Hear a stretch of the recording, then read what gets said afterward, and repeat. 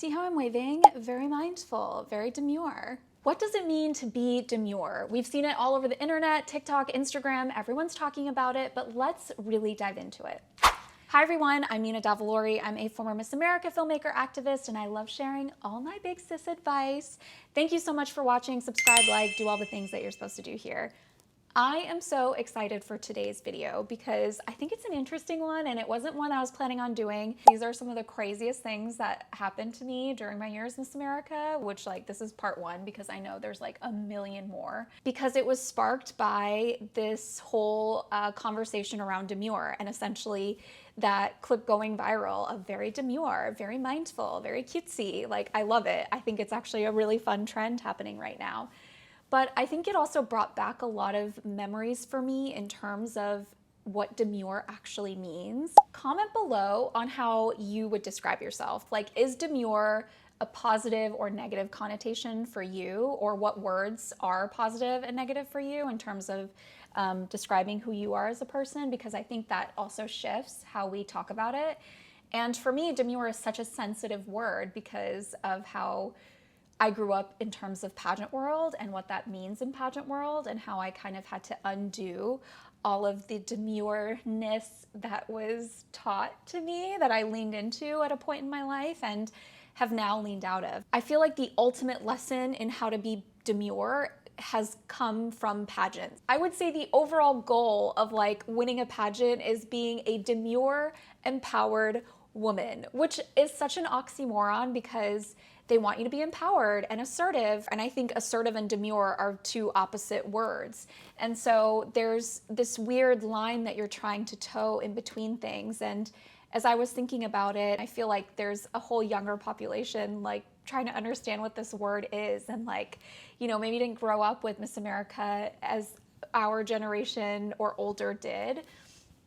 And so I think there were some things and lessons that I wanted to share about what being demure has taught me. I think there was such an emphasis on me having to be perfect, having to be a certain way, having to look a certain way and behave a certain way and be proper. And that comes with the job of Miss America. It just does. There's a certain stereotype associated with how you're supposed to behave. And a part of that is being demure. I would not say I'm demure anymore. I would describe myself as elegant, as classy, as well-spoken, outspoken. But demure does not fit into that category because I think I have a sensitivity from it because of the conditioning around the word with pageants and wearing a crown and being Miss America. And don't get me wrong, I'm grateful for the opportunity, but there's negative things. And I want to talk about the negative things and share that because we hear so much of the good, and there has been so much good, but there's a lot of things behind the scenes that I have unpacked for myself. I'm still unpacking, honestly, and I think this word brought up a lot. Without further ado, I'm gonna spill the tea because that's what y'all came for. It's story time per usual. Everything here begins with a story, and I'm gonna tell you a story about when I walked into the Miss America office 2 months after I was crowned and asked for a raise.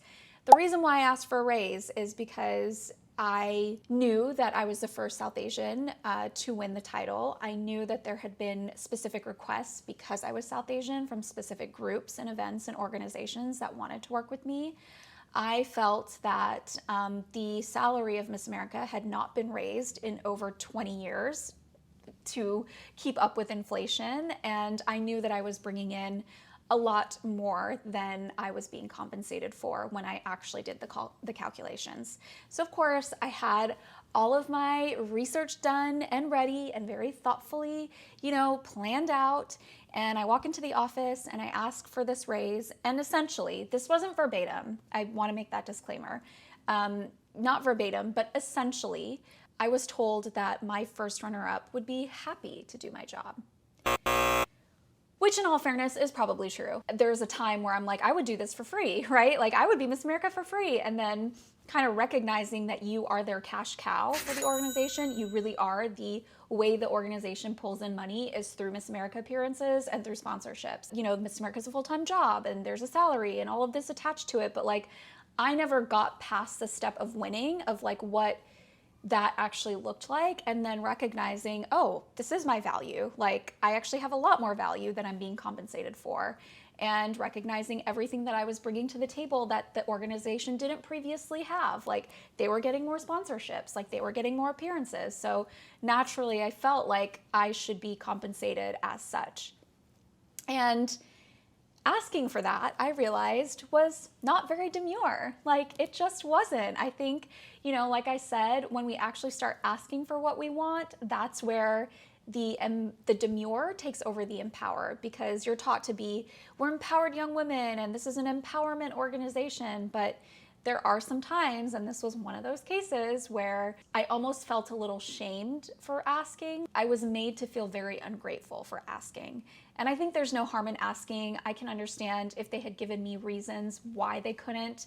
I would have absolutely taken that in a much better way, in a much more logical way, in a professional way, I would say. But I think because of this whole idea of I should be grateful for what I've gotten, which I am, and I cannot make that clear enough, there was this idea that I felt a little embarrassed and a little ashamed that I'd even asked, because then it kind of set the tone of, well, are you really grateful to like be doing this job? Like, you should be so lucky. Like, so many girls would kill for this job. Like, that Devil Wears Prada, like 1 million girls would kill for this job. And like, I know it's true, but it doesn't mean that I shouldn't be compensated for what I'm bringing in. And so that was like big lesson in demure-ity, if that's a word. Like, oh, okay.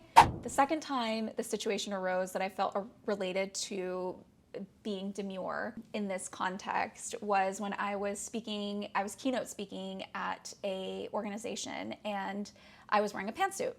Naturally, like, I love a good pantsuit. I love a good power suit. It's 2014. This isn't 1950 or 20. I mean, I don't know, a really long time ago. And the organizer saw what I was wearing, and she had asked that I change into a skirt. Yeah, like, I was pissed. Like, of course I didn't say that. I was just like, I can't believe this is happening right now. And I remember I said that because my manager came over and told me, and she had said, listen, the organizer really wants you to change into a skirt. Do you have a skirt you can change into? At first I said, really? Like, seriously? Like, that's, like, she actually said that? And my manager said, yes, like, she did. So is there anything you can change into? And I said, no, I don't have anything clean that I can change into. This is it. And I did, but that was my way of being defiant. And I couldn't believe that this image still existed, but I will say I was in a southern state, and there are definitely ideas that still exist around being demure and a southern belle. And listen, I love the South. Like, grew up in Oklahoma. There's so much around the culture that I do love and resonate with. And also pageants being one of them. Like, pageants are still a huge culture in the South. And I think that stereotype of Miss America and pageant queen is still very demure. And there's a certain image of what demure means. And that image for this person was a skirt. And that really bothered me, because that one time was the only time someone had said something.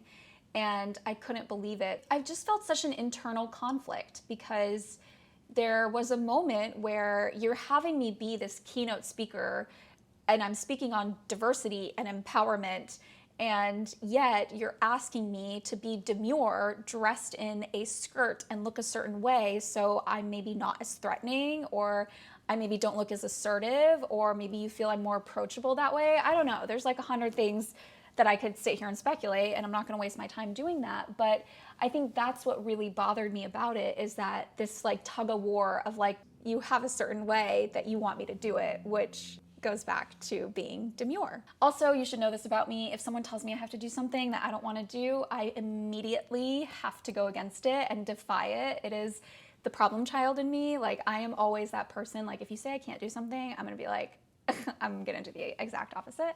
I'm working on it. I have problems with authority. I'm working on it. But that was the situation I stand by. Like, I do not think I should have changed. I'm really proud that I held my ground. And it didn't have to be in a confrontational way. I was like, what do you want me to do? Run out to the Kmart and buy something? That's not an option. So I went with the pantsuit.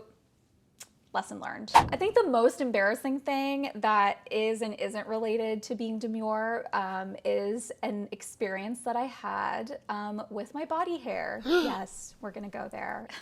This is actually really embarrassing. I can't believe I'm admitting this because it's just like so mortifying, and it shouldn't be, which is why I'm sharing it, because it should not be mortifying. But basically I had not shaved my armpits. Like, your girl forgot, it was winter, it was, I don't know, like, it happens, right? Like, it's not the first thing that I look at or see necessarily. And I went to an event, and apparently someone noticed my armpit hair. God forbid, like, gasp, like, Miss America has armpit hair, women have armpit hair, like, people have hair, like, that's what it felt like. Again, the office calls.